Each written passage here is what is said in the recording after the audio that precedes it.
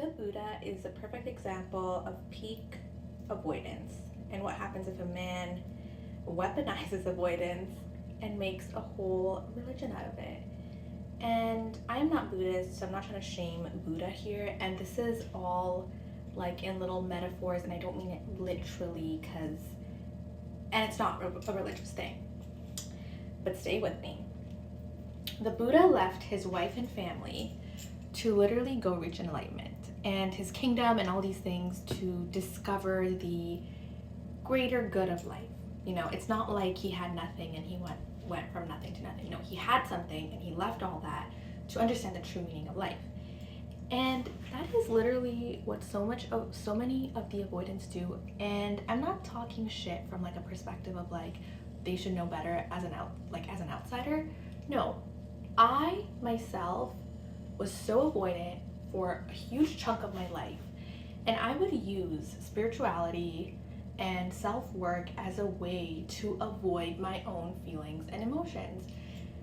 And some of the people I met along my journey as well, I noticed a similar pattern where it was just like, well, you know, either I can't be with you right now because I'm working on myself, or this has to happen for the greatest good.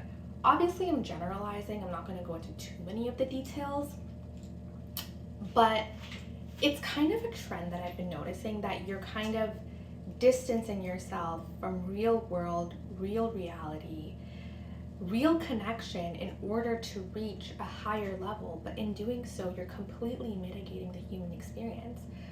What's the point of completely detaching when you're here to live a human life and a human existence? Do you know what I mean?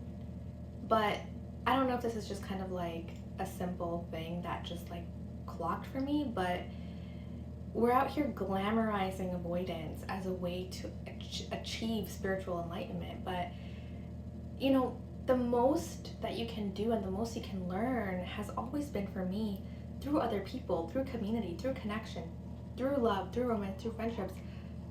Because there's only so much time you can spend in solitude. You're gonna have to go back into society and integrate. You can't just stay in there forever. And I think a lot of the problems that we face today is because we are a society made up of individuals. And again, I'm not shitting on Buddhism. I think it's a beautiful religion, it's a beautiful philosophy, but I think when it goes too far, that's when it becomes a problem, you know? Too much of a good thing almost. I don't know. Anyways.